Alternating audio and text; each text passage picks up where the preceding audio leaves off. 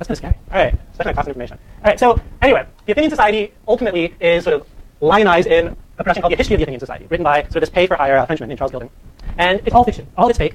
But people believe it, right? They believe it because at this point, audiences aren't really, we'll call them, well, today we would call them sophisticated, but back at this point, it's really not a question of sophistication so much as it is. There's not this notion of, oh, you can just create whatever you want, and if it's in print, there's a certain authority that's led to it. And this is actually what the Athenian society really looked like. So it consisted of John Dutton, who we're going to get to in just a minute. It consisted of his brother-in-law, Richard Salt, who was a math teacher who Dutton eventually doesn't get along very well with, and ends up claiming that he was an evil man. Dr. John Norris, and Reverend Samuel Wesley. Wesley we're going to get back to again and again because he's very important. So basically, these people are all brought together because Dutton happens to be married to a woman named Elizabeth Annesley, who is the daughter of a very fertile reverend who has something like, I think, 18 children, and his children tend to marry very well. So you marry a math teacher, a reverend, a philosopher. They don't always marry happily, but they marry well. And Dutton basically uses this kind of coterie of brothers-in-law as his support group for the Athenian Mercury. So they answer questions for them.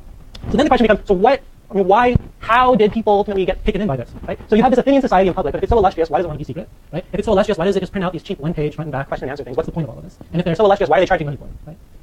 Well, people didn't really ask that question. So Jonathan Swift, who I'm guessing people know, right? Swift? All right, participation. Not going to be great for this. This is fine. So Jonathan Swift, who's about 24 at this point, he actually believes this. And his first published work is actually an ode to the Athenian Society, which is horrible. This is just a little snatch of it. You don't have to actually read it. Famously, there's sort of this anecdote that the poet Dryden at one point after reading this said, "Cousin Swift, you are no poet." And Swift's response was to hate Dryden for the rest of his life. So Swift held a grudge. He also ended up holding a grudge against John Dutton and the Athenian Society and the Athenian Mercury. Some people believe that in Gulliver's Travels, by the time you get to sort of the scientific section, part of that is lampooning not only the virtuosi, but also people like the Athenian Society. This notion of kind of these reaching sort of people who aren't very smart, don't really know what they're doing, don't really have common sense, and in some sense are trying to move beyond their betters. Right? Swift holds a grudge is the message then. Now, beyond all of this, what the Athenian Mercury does in the early 1690s really is to show that, one, there's a really powerful market in London especially for popular periodicals. So instantly there's a lot of people who are trying to rip it off. And what it also does is show that, in particular, periodicals are very appealing to women. And so we know that women start writing into the Athenian Mercury almost immediately. Dutton is actually very, in the terms of the 1690s, progressive in the sense that he publishes some women's work. He publishes the poet Elizabeth Singer Rowe, for example.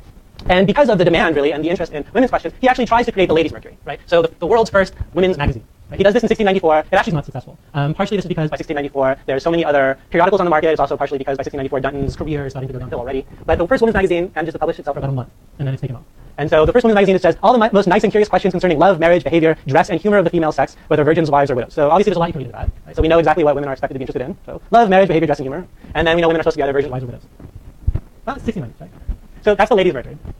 So then the question becomes, why was all of this fairly successful? And this gets us to kind of part of what I study in particular, which is sort of the question of the relationship between forms and content. So first of all, the question project itself is actually not something that is novel in any real sense. It's actually a form of casuistry. Casuistry was a well-practiced sort of rhetorical device, primarily in religious literature, with its origins in sort of Catholicism, really, that Protestants, so people like John Dutton and England in general at this point in time, tended to formally frown upon. But at the same time, that sort of question and answer kind of motif is a very powerful one. And so there became an issue of how are we going to move this into a more Protestant setting. And so Dutton is actually in some ways one of the first people to do this. Right? So this is Johnson and Tolman, the abuse of casuistry. This is essentially what casuistry is. Now, casuistry as just being a rhetorical device is very successful, but what makes the Athenian Mercury in particular able to succeed really is context. What is going on around it when it's published? So the context is 1690s London. So 1690s London, we're going to look into a little bit more just a bit, but essentially that is the heart and only center of print in England at this time. Right? There's reasons for this, but 1690s London is essentially where all print is supposed to anyway originate, beyond printing centers in New York, Oxford, and Cambridge, which are more elite print. So popular print, so something like popular print, it's all coming around in London. You have the creation of things like coffee houses, so you have these venues for people to discuss. Print is getting cheaper. You can get like these front and back pages that are becoming, because of the audience, a little bit more profitable potentially. And you have a notion in the 1690s of this Reformation. This is kind of folding into what I study in particular. So the 1690s is right after 1688's Glorious Revolution, in which it sort of the dynasty of England changes hands, and as a result, there's a lot of other byproducts. But in particular, what happens is the formation of these societies for the Reformation of manners. So what we start seeing in the 1690s is suddenly there's this emphasis upon the notion that England is kind of in trouble.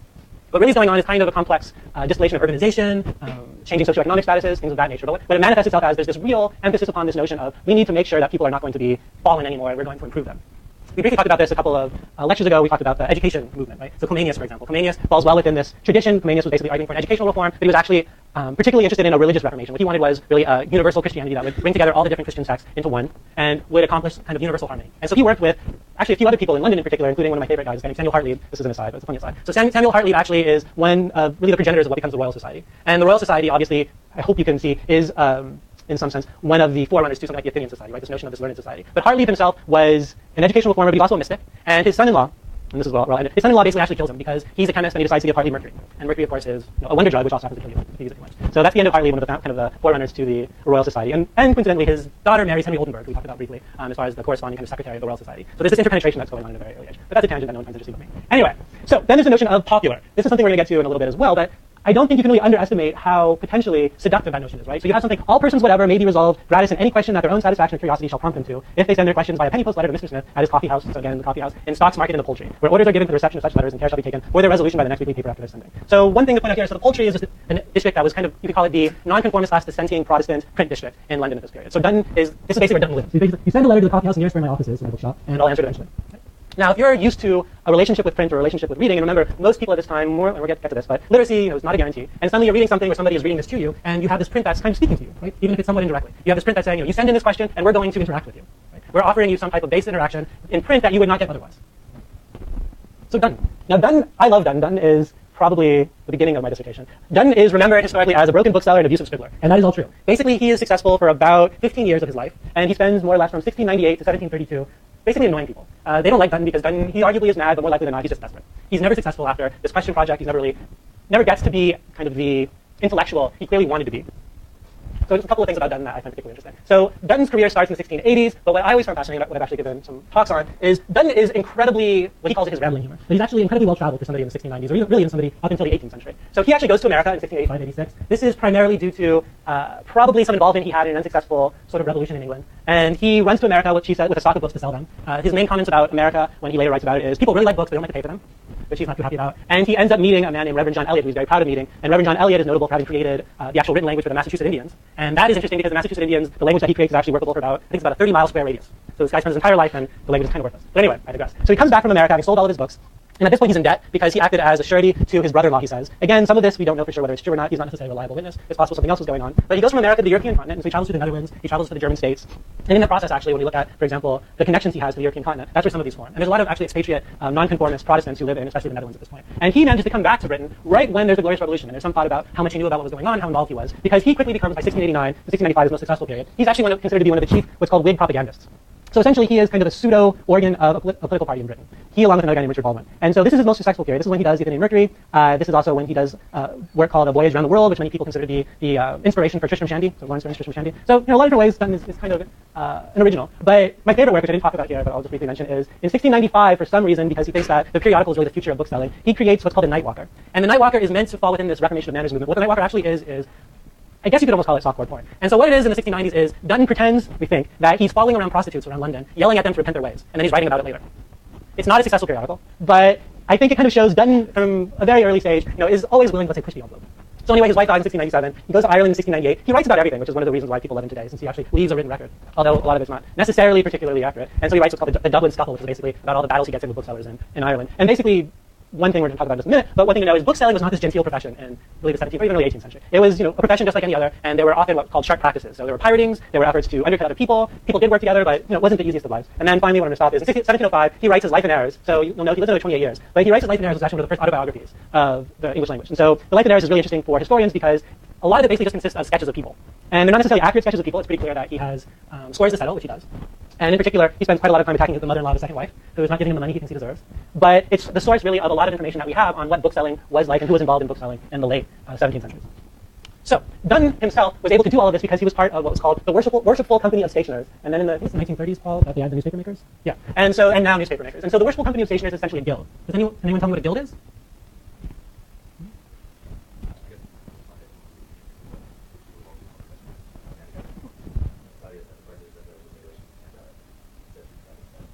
Yeah, it's basically like a civic union. The difference here is a guild, especially in London and in all of England actually, was given a monopoly. So the Worshipful Company of the Stationers were given a monopoly to control print, primarily through paper actually, that's another question. But eventually the Worshipful Company of the Stationers start opening up.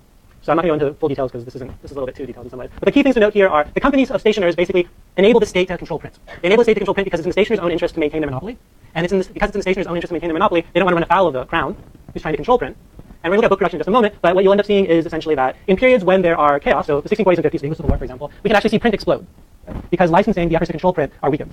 So we know for sure that the licensing acts, that the company of stationers in general, are controlling print and are tamping it down, right, are keeping it from growing at the rate that it otherwise likely would grow. But we also know just from the history as it progresses that it's increasingly tenuous, their ability to do so. And so there's actually lapsings of licensing acts in 1679, for example. I think Jeff talked about the Popish plot and the exclusion crisis. That's actually a key part of that is that print was starting to get out of control again at that point. And so Dunton and his master, who he's apprenticed to in the stationers, they actually were some of the chief propagandists on the side of the Protestants against the crown in this particular instance. So the company of stationers by the 1660s actually, and this is a point I argue in my dissertation, are actually a very important interest group that in many ways are protecting the interests of evangelical Protestants or nonconformists or who later become dissenters. So people whose religion is in some sense outside the bounds of the state. And because they are actually stationers, they're protected by the corporation. Right? So they're able, in other words, by becoming stationers, they are able to have access to print things like Bunyan's Pilgrim's Progress or other more, in some ways, radical works. And the stationers company provides them with some bit of cover. I've actually done studies on the apprentices of the stationers in sort of the later 17th century. And what you find is actually that a disproportionate number of them are nonconformist Protestants. And of that set, a lot of them are the sons of clergymen. So as a result of the Restoration, and this is getting a little bit too detailed, but as a result of the Restoration, the clergymen were dispossessed who were considered nonconformists, who didn't subscribe to it, sort of this oath. And as a result, a lot of people lost their positions. And so their sons seem to have decided, kind of like Dunton in a way, that the next best thing to being a clergyman was to be a bookseller. Right? So again, we kind of see this close association between religion and print. And anyways, what happens with these licensing acts is they're increasingly under fire, and eventually what happens is in 1695 they lapse altogether. This, not coincidentally, is the beginning of the end of Dunton's success. What ends up happening with the lapsing of licensing acts is the market for print really explodes, and the stationers, who in some sense were a protected class throughout much of this history, are now open to a wider competition, which gives rise to associations that form. So the kind of very beginnings of publishing houses. So people start banding together copyrights or their ownership of particular books in order to really succeed. And so little booksellers like John Dunton and the more artisanal booksellers, they start kind of going away. And so it's a change in the production of books, and it's most emblematic of the 1710 First Copyright Act. Which is Queen Anne's statute. So basically the First Copyright Act, the only thing I'd say about that is the only time they mention authors whatsoever, this kind of tells you who was really originating the Copyright Act, is in the preamble. After that, it's not about the authors at all. Right? This is actually about the booksellers, because the booksellers want to be able to control copyright, because that's what the stationers company is for. So this gives you an idea of the book trade in London in particular. Right? So I would just point out 1640s, 1650s, you have this explosion of print. Right? This is when licensing is at its weakest, and then it goes down markedly in the 1660s, and then it starts going up again, 1670s, 1680s, 1690s. Right? So by modern standards, obviously these are not a lot of books, but one thing also to remember here is the vast majority of these books are being produced in London. So London is kind of this hothouse of print in Britain or England at this point. Right? So this is Pilgrim's Progress. So one thing to note here, so Nathaniel Ponder, the bookseller of this, he was an interesting dude. He ended up engaging in, I forget how many lawsuits. He was basically obsessed with protecting his copyright, and he managed to bankrupt himself more or less by trying to sue everybody who was trying to rip off Pilgrim's Progress. So this gives you a sense of the book production in London. So 17th century, you have about 95,000 in English, 3,000 not in English, most of those in Latin, over 80% of the books are produced in London, and the 18th century you have 190,000, so almost double, about double. And then this is the stationers themselves. So almanacs, we kind of briefly talked about it, and I'm assuming it's going to be another issue later on in the course. But almanacs are these reference works, are in particular some of the most popular works that the stationers produce. So this is just a picture of the stationers hall. Has anyone ever been to the stationers hall in London?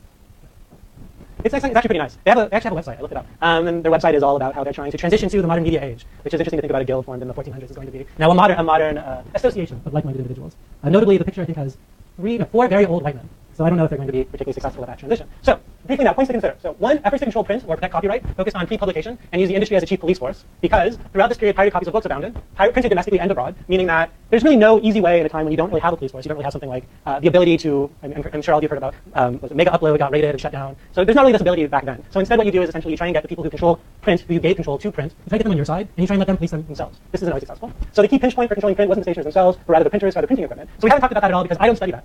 Printers are actually difficult to study compared to booksellers. Booksellers are much easier to study because there's a lot more records, and because a lot of the printers who are most interesting tended to be the printers who were doing things that were illegal, and so they didn't really want to be known. And so we only know the printers of those particular printers when they got caught, and some of them did get caught. But we get stuck with the booksellers, who sometimes are more interesting than others. Now, by giving the stationers a monopoly and copyright, the state tried to ensure that the booksellers would police themselves and the printers, but this proved largely ineffective, and print continued to go rapidly in the 18th century. Right? So this gives us a whole other avenue of just thought about what's going on today in terms of how we want to control something like the internet, or don't want to control something like the internet, how we want to manage it, what the relationship should be, for example, between something like intellectual property and somebody who creates it, and so the person who really is responsible for publishing it. I don't have any easy answers for that. And so instead, I'm going to go on a really long tangent of popular, because I love Raymond Williams. So you encountered Raymond Williams, hopefully, in the course if you did the reading. So Raymond Williams wrote what I think was a wonderful book called Keywords, which is essentially a compendium, kind of his own dictionary, of the usage of kind of jargon, I guess you could call it, scholarly jargon. And so here we have popular, and I don't want to read all of this because we're kind of running out of time and I ramble anyway, but what I would emphasize in this is when we talk about popular print and popular literacy, there's multiple meanings really that are at play. And it's not just a matter of there being something like, well, we can judge by the amount of sales that something was popular or not. Because popular, especially in the 17th and 18th centuries, tended to mean more than just what we would regard as pop culture, right? Something that is accessible to everyone. Popular is actually starting to mean a variation of folk. Right? So very notable historian in 1978 wrote a very good collection of essays called Popular Culture in Early Modern Europe. And with that, we start getting the substitution of folk culture for popular culture for folk culture. And there's this notion of trying to bridge, in some sense, sort of early modern and modern. Right? So in this course so far, we've been studying sort of the past in a very distant way. The 18th century, one of the reasons why I study it in particular, is a transitionary point, a very kind of important transitionary point. Even though not a lot really happens in the sense of, it's not just that there's like these magical technological developments like the computer or anything like that, but rather what's happening is there's a real change in society and culture that has really far-lasting impacts. And one of these things is the beginnings of the development of what we regard as popular culture or mass culture. This notion that you can create larger wholes out of these disparate individuals, and that instead of there being, for example, let's say, a town over here and a town over there, and they each kind of have some similarities in terms of, let's say, their religion, but they have different superstitions, right?